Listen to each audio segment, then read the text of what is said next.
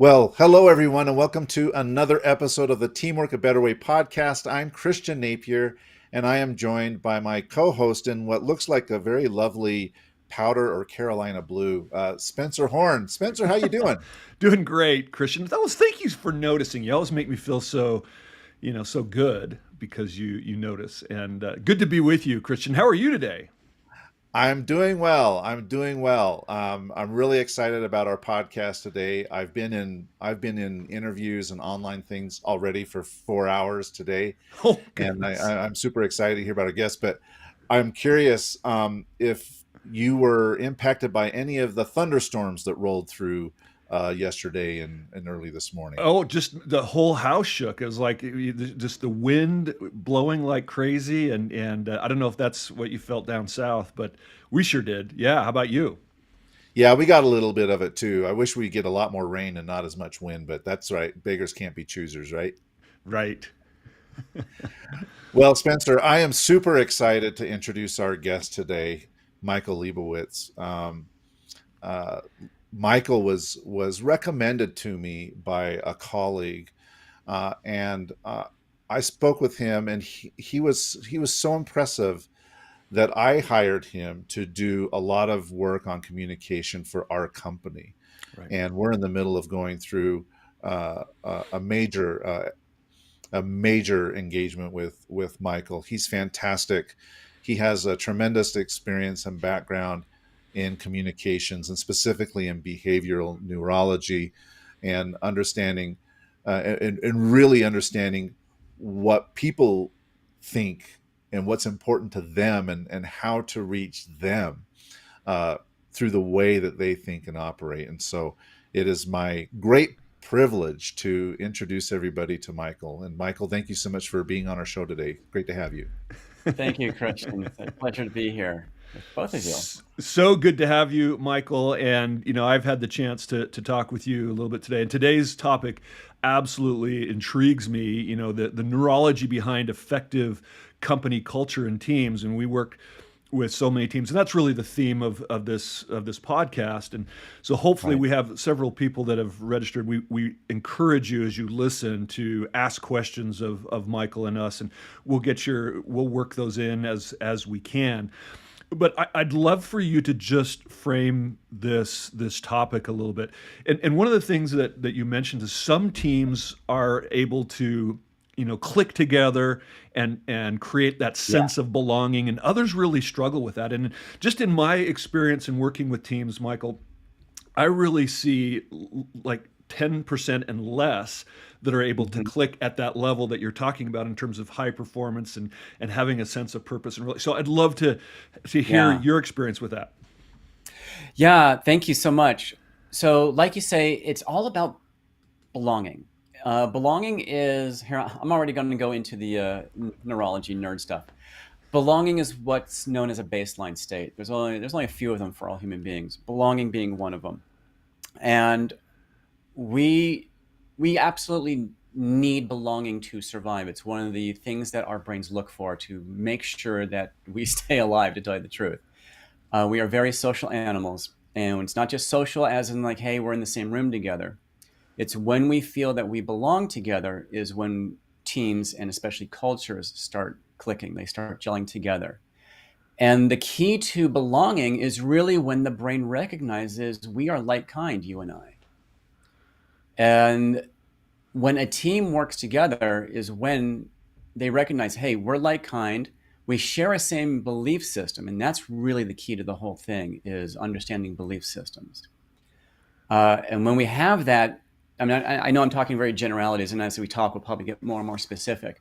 But that's the key there is create belonging through a shared belief system. Is that, Michael, that shared belonging create that sense of protection of the community that you're talking about, that need to be part of a community, just to have that safety net that Yes. allows us then to have our brains function at a higher level in so many other ways? Yeah. It really, you hit the right keyword. It is about safety. There's a part of our brain, and it's not a specific part. It's more of a metaphor, right? Because a lot of people talk about the amygdala and how the amygdala does this and that and the other thing, but you know what? The amygdala is connected to every other part of the brain, right? The whole thing Right. communicates together. So there might be one area of the brain that lights up, but really it's the whole brain that's at work at any given time. So this is more of a metaphor. There's a part of the brain, I call it the critter brain, it does two things and it does them extraordinarily well. So while the rest of the brain is doing every other thing that we think of as being human, this part of the brain is really only concerned with two things. It's concerned with emotions and it's concerned with survival.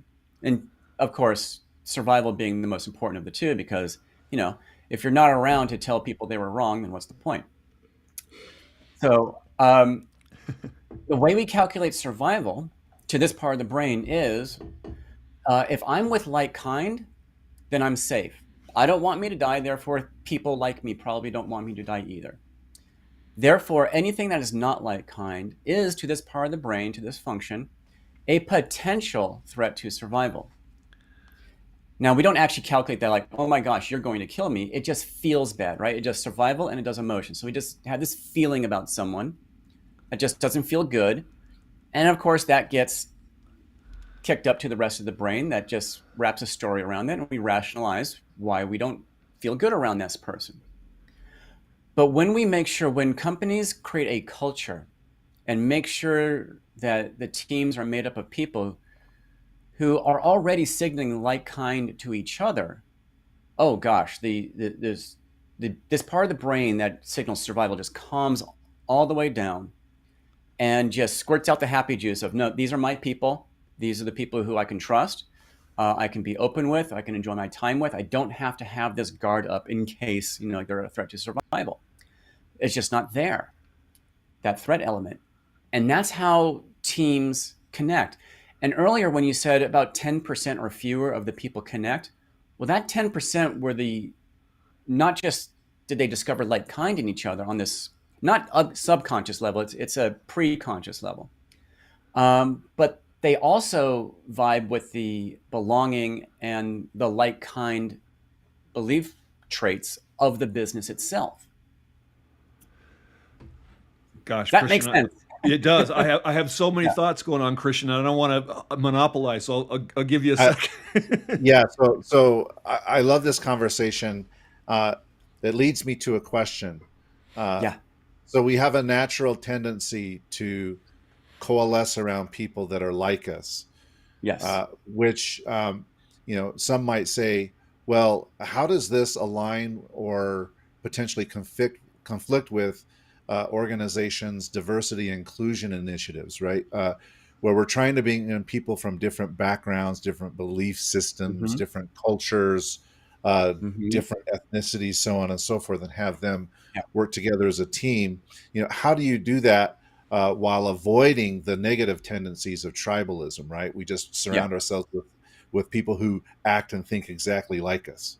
And Right. that's overarching the political divisions that we're having right now. Or Oh yeah. how does that interact with that? It goes right along Yeah. with your question, Christian, which is a good one. Exactly. In fact, the neurology I just briefly did a highlight of is exactly why we're seeing so many, excuse me, political divisions right now. But to get to your specific question, Christian, how do we create an atmosphere of like kind without going like everyone is the exact same? And how does this relate with diversity and people from different backgrounds? The like kind I'm talking about is it just has to be even just one shared belief is enough. And when I work with companies, what we want to find is every business has a belief that underpins the whole thing. All businesses are a reflection of the people who run them. They are literally aspects of self. So whenever someone starts a business, there was always a belief that they held, whether they understood it or not, that was the reason why they went into this business, why they started this business. When you get clear on what that belief is, you can now start to find the right people who share that belief. Now, they may come from different backgrounds. They may have other beliefs that are different than yours, but we share this one. And that's enough for the system to go, hey, you're like me, right? We share this core belief. Now, let me give you an example of a core belief that makes sense. I once worked with a young woman who started her own tax prep business, right? But her competition is H&R Block, right? And Intuit and all those other things. How are you going to compete with that? Well, when we worked together, we discovered her belief system that underpinned this business went way beyond tax prep. This is how she started it. The belief system is you have to be financially ready for whatever life throws at you. Now, that's specific language. This isn't about being financially ready for some generalized future. It's about being financially ready for whatever life throws at you, right? Like these moments in life where opportunities and disadvantages happen. You have to be ready to respond to them. Now, this did wonders for the business, but now that she's hiring people, she can hire people, or she is hiring people, where she understands that these are the people who share that same belief, that part of their belief system is, yeah, you have to be financially ready to take advantage of the negative things that happen to you all of a sudden and the positive things that happen to you all of a sudden. And she's building this team that are all aligned on this one belief, and they all get together because they all know what the purpose of this business is.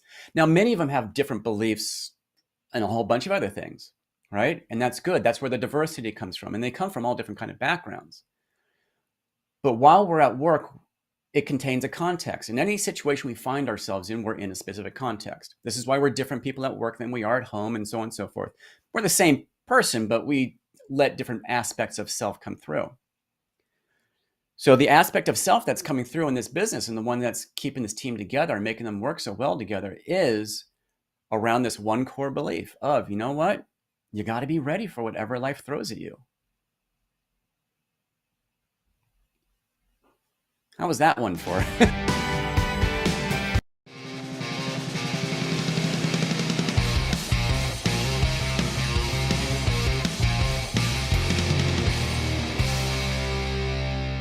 I don't know. My fingers aren't working this morning. I was just pressed the wrong button, Christian, and there Oh you no! go. But I still got my rock and roll exposition there. yeah, no, great point. That I hear part of what you're saying is that like purpose it is really a higher purpose. So when someone can connect to your higher purpose, you talked about the brain releasing that happy juice. Isn't that really oxytocin? Isn't that really that's connecting us to Yeah. There was part a of funny meme I saw the other day. Not the other day. I saw this many years ago, but it showed this cartoon picture of serotonin and another cartoon picture of dopamine, and it said, "These are the only two things in life you actually like." So, yeah. Well, it's another one of those happy juices. But when we connect with that, then we feel like we're making a difference, and we're doing that with a community that is like minded, and so that creates. I can only imagine just that sense of belonging that you were talking to, and a sense of purpose that really frees up a lot of people's energy and passion and enthusiasm to solve the business's problems. Yeah. Yeah, they want to be part of something. Human beings love to be part of something. This is now part of the so then that metaphor, you got the critter brain that does the two things, survival and emotions. Then you have, generally speaking, what I call the human brain, which does pretty much everything else.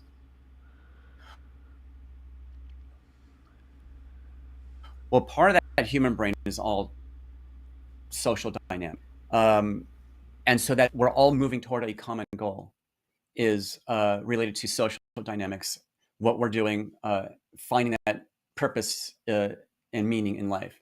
And as far as we know, human beings are the only creatures on the planet that have that need to live life with a sense of purpose.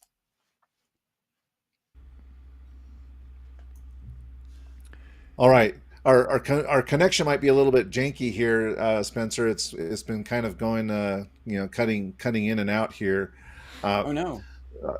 but my question for you, Michael, is you mentioned that most business owners or leaders of companies, the company is basically shaped in their image, and they have this core belief. Yeah. But I'm curious, in your experience with working with business leaders, what percentage of them have actually found this core belief and been able to communicate that effectively with their team members? I can just speak from my personal experience. I don't think I did a very good job of that. I suspect that this is a problem that's quite common in the corporate world, or even broader in organizations generally, where perhaps the business leader has not been able to effectively articulate, or maybe in some cases even understand what that core belief is, and as a result their team is confused. So how do they go about finding out, discovering for themselves, this is the core belief around which we can all find this commonality? Excellent question. Very, very few, in my experience, CEOs, leaders, founders, the people I work with, understand this level of, or this aspect of their business that is core to what the business is all about, and the thing that they are creating. We have a sense of it, but because these things, these belief systems, lie sort of outside of conscious awareness on a daily basis, we're just not fully aware to bring them to the fore and to talk about them explicitly.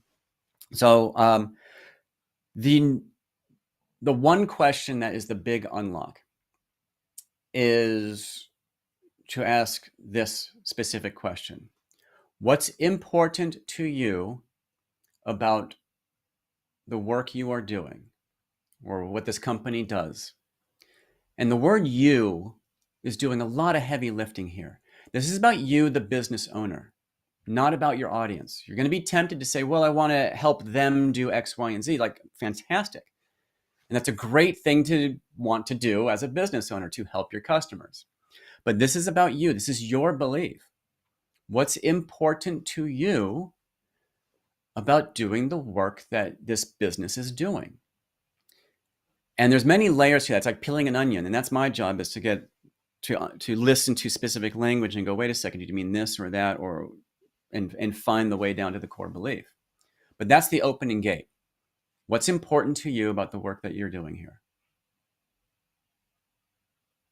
So, Michael, in addition to getting very clear about this purpose that we're talking about, what else can leaders do to really free up the best in people, to take advantage of this Yeah. neurology, as you call it? So, in addition to a clear purpose, there's more. I mean, you talked about team culture, you talk about Mhm. hiring people. What are some of the other strategies that you focus on in helping? One thing that I think business leaders can do that's very much related to the theme of what we're talking about, which is culture and teamwork, is many businesses have, or at least they should have, thought about their ideal customer avatar, right? Maybe they hired a marketing company or a branding agency and they said, let's do some work on your customer avatar. Unfortunately, most of those avatars are very superficial. When I was working corporate many, many years ago, we'd get these briefs about a new product, and would always have the customer like description. And I kid you not, every single one of them was a woman between the age of 25 to 55, busy mom, whatever.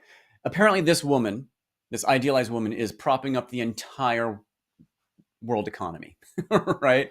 Well, it can't be just that one person. They're very superficial. They're very demographic based. But I would encourage everyone to look at their customer avatar and ask this kind of question. How would this person describe themselves? What kind of a person would they describe themselves to be? And the kind of information you're looking for is, are they open-minded, right? Are they adventurous? Are they, detail-oriented? Things like that.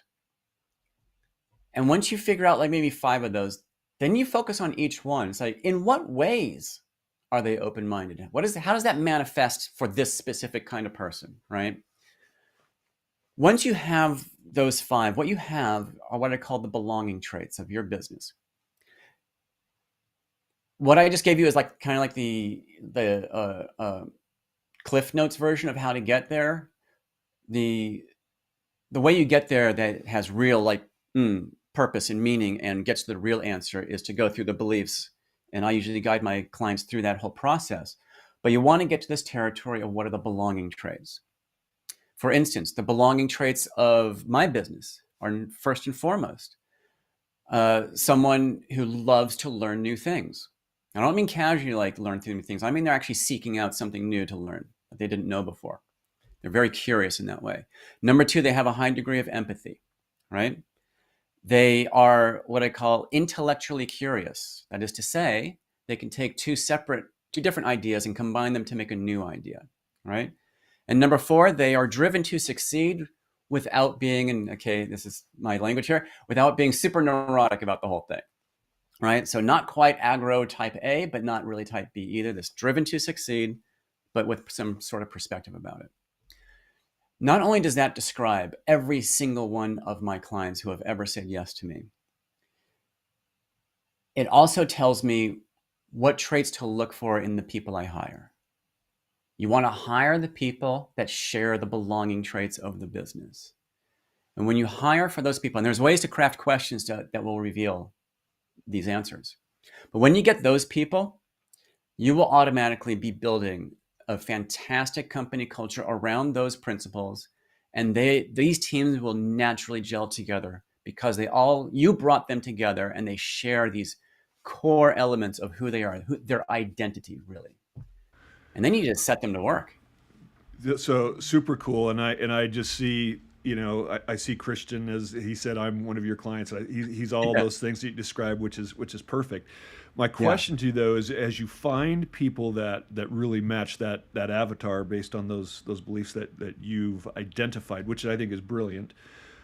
How does then diversity of personality and skill set, how does that factor in? And can you have that diversity and still have beliefs aligned? Oh, My, absolutely. my sense is yes. I just want to hear Yeah. what your No, experience oh, is. absolutely. I mean, with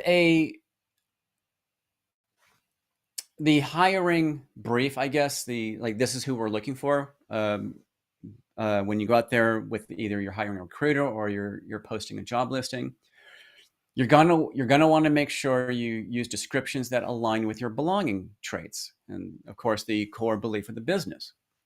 And the people who see themselves as that person are going to apply. And of course, you're going to get everyone else like, hey, screw it, I'm going to just try anyway. I need a job.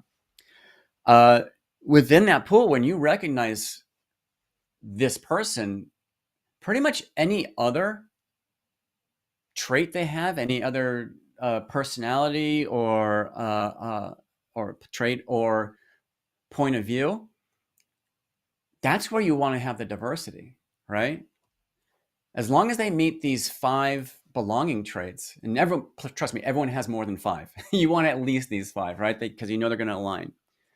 Um, that's when you want to go like, okay, now how, aside from these five or four or whatever we come up with, how are they going to add to the team from their unique perspective? And that's how you find the diversity in your team. All right, I've got a question. If Spencer's not going to hit a button and I'm just getting beat up today here, bulldoze man. my question. Uh, so, in today's context, we Mm-hmm. hear these terms thrown around like Great Resignation. Yes. Organizations are having a very, very difficult time attracting Mm-hmm. and retaining talent. It's Yes. probably, from a human capital perspective, this is probably the number one issue that organizations are facing now. So it Yeah. sounds to me like finding these and clearly articulating these belonging traits is absolutely Yeah. essential to attract and retain talent. I'm just curious if you've seen, you know, if if you've seen changes in the trends over the last couple of years with COVID and this great resignation, uh, and what you're seeing your clients do to make sure that they can attract and retain their talent. Yeah.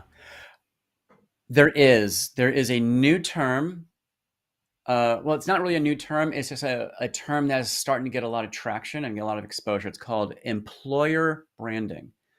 When most people think of branding, they think of attracting a customer. Well, this is flipping that on its head. How do we brand the company that attracts better employees?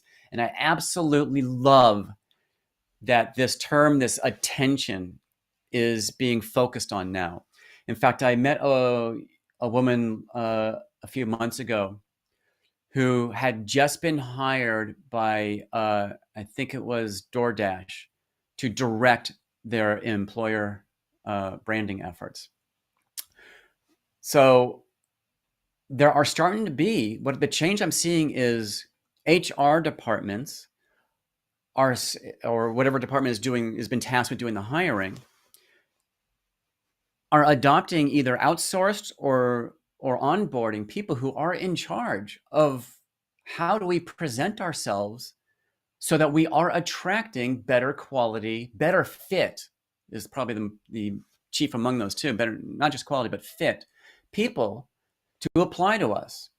So that when we do pick someone, we're getting the best available person to come work with us, and not just a whole pool of applicants that are like, geez, now how do we select someone?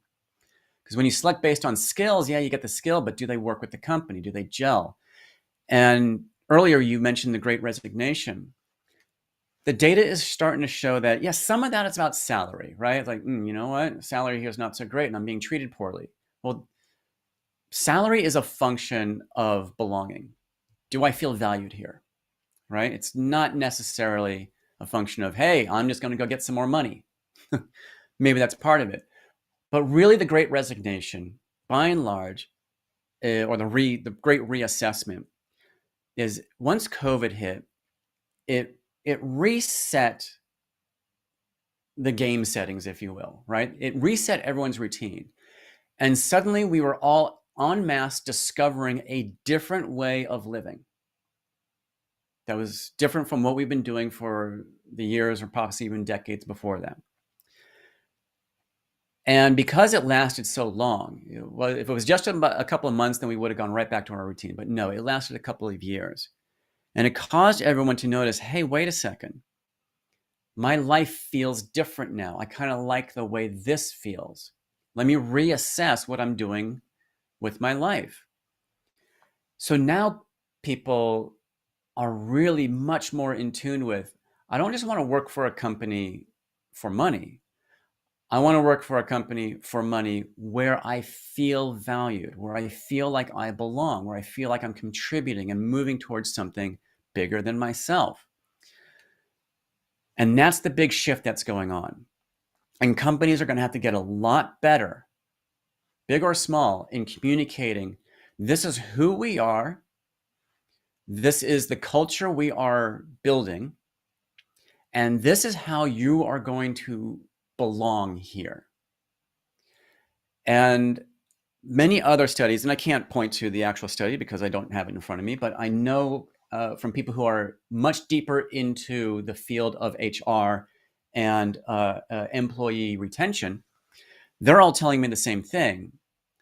And that is the people who work for companies where they feel they are valued and they feel that they belong are not moving anywhere. Even if they can get more pay somewhere else, they're just not moving. That's the value of this therapy.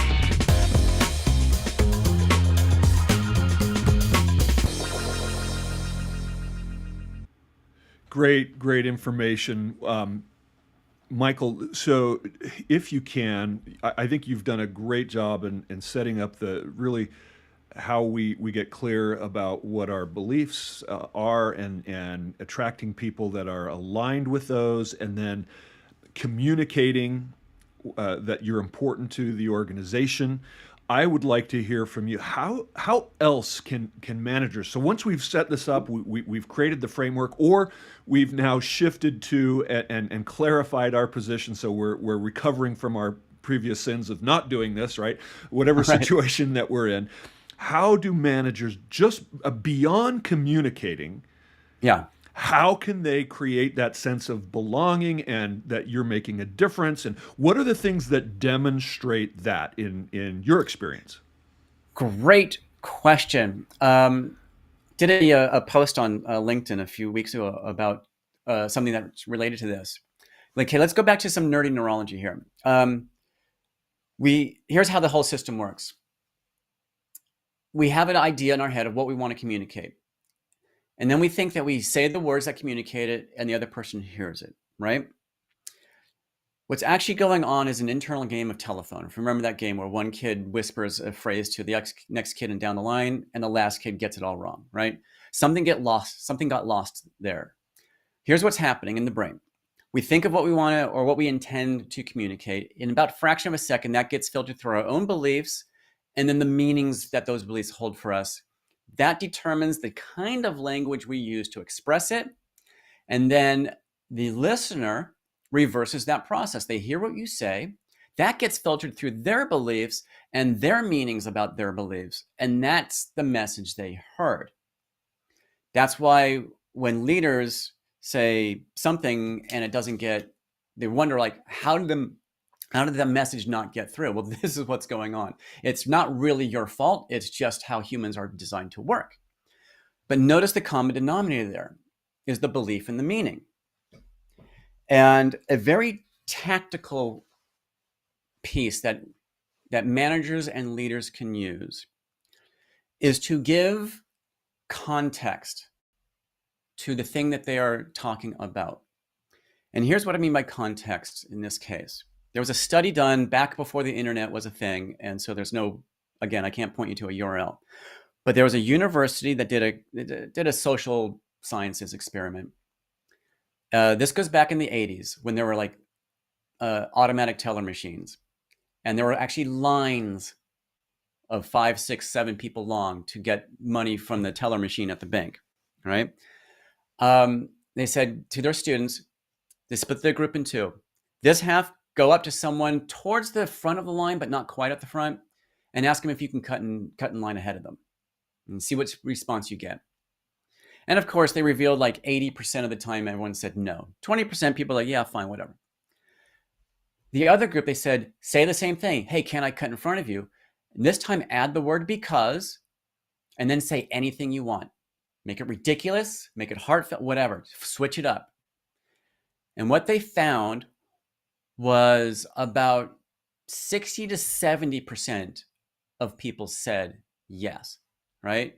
Or to put it the other way, they got it like only 1/3 rejected that request, right? So it went from 20% saying yes to just, hey, can I cut in front of you, to about 60 or so percent saying you can cut in front of me. And the reason was because of that because, and the because added context.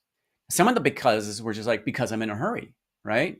Or because I have to get my kid to the dentist or something ridiculous, right? When people understand the context of a request, we're more likely to understand it and then say yes to it, because now we've imbued that request with meaning. Now, it may not be profound meaning. The skies aren't opening up and the heavens parting and the rays of light.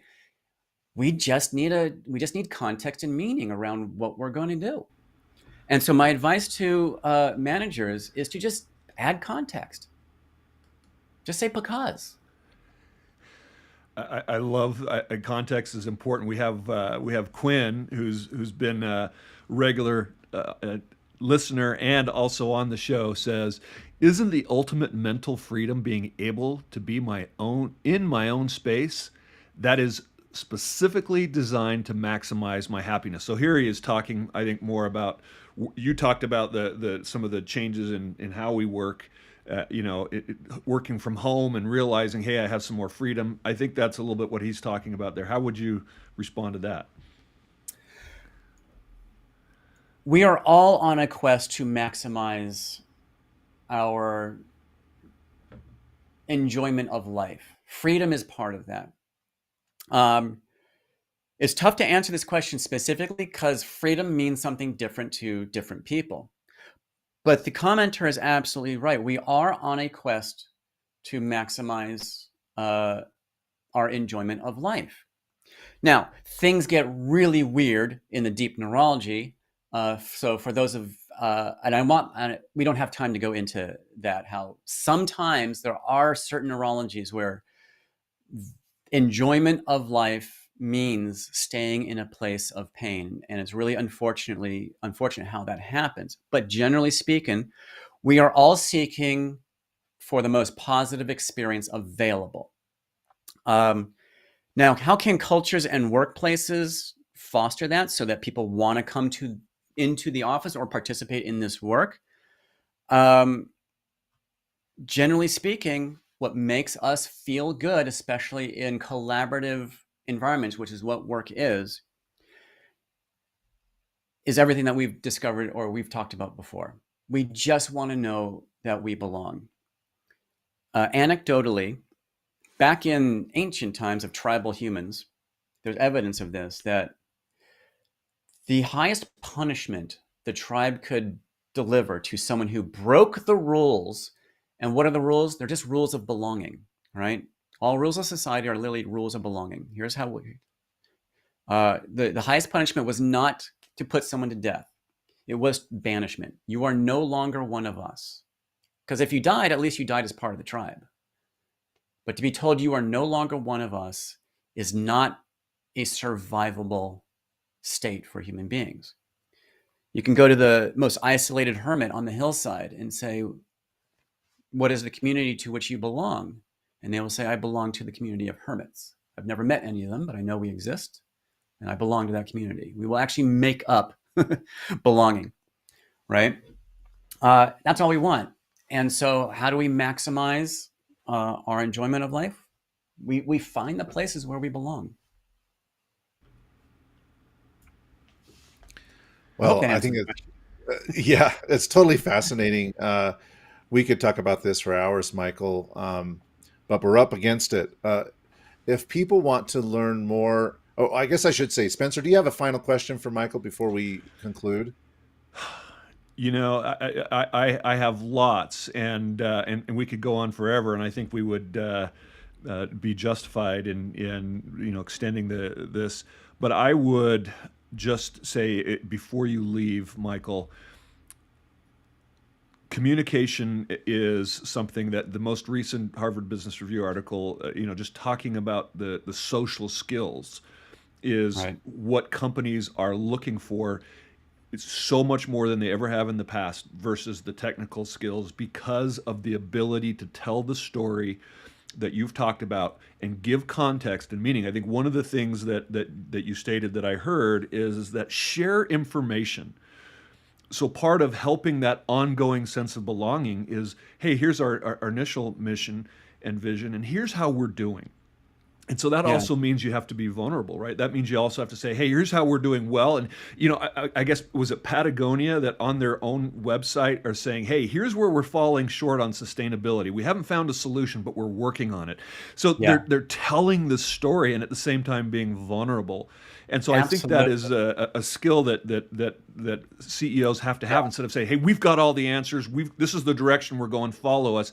And that's what I got out of what you said. And so that's really my last thought, Christian.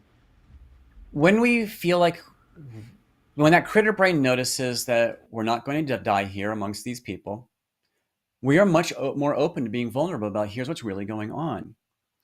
Now, how does that, in that example, Patagonia, here's where we're falling short with our sustainability goals.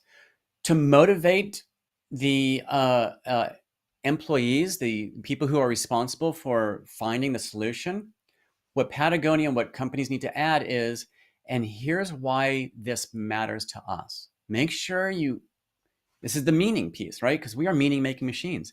Let people know this is the because. Here's why it matters. People will be motivated to align and work on why something matters more than anything else.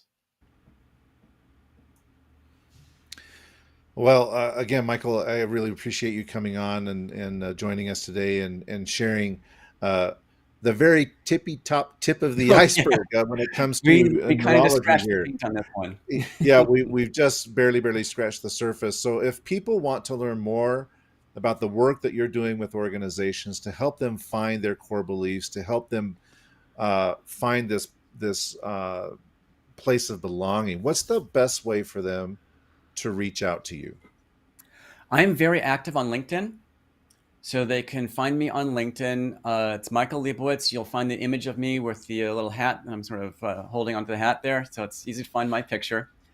And another way to find me is at my website, which is mindmagnetizer.com. So you can learn a bunch there. On the website, actually, if you want to just reach out to me directly, in the upper right, you can just click on a link there and get on my schedule to have a conversation. All right, fantastic, Michael. Thank you so much. And I encourage everybody to go look him up on LinkedIn or go to his website and click on that link because Michael does a fascinating job of peeling the onion back. I'm evidence of that, and I can attest to it. Spencer, you do so many awesome things with teams and leadership and helping leaders really build high performing teams. What's the best way for people who are interested in learning more about how they can improve their team performance? What's the best way for people to reach out to you? Thank you, Christian. And also LinkedIn and our website, Spencer Horn. You can find me on LinkedIn, and some of you are watching now, which we're grateful for. And then Altium Leadership, Altium leadership.com. And I just, I'm impressed, Michael, with the work you're doing with Christian, and I Thank you. just see the organization really blossoming. Raconto is something that I feel like is such an up and coming, Yeah. great tool and service for businesses to actually help find purpose and meaning in their businesses. And so, Christian, how do people find out about what you're doing there? Well, thank you, Spencer. You can find us on LinkedIn as well. You can look me up, Christian Napier, on LinkedIn, or our company, Raconto, Rakonto, Raconto Inc. on LinkedIn, or you can go to our website, Raconto, Rakonto.io. All right, Michael, Spencer, it's been a very, very educational and inspiring 42 minutes. So thank you so much for the time. Listeners, thank you for joining us, and please like and subscribe to our podcast. We'll catch you again soon. Thank you.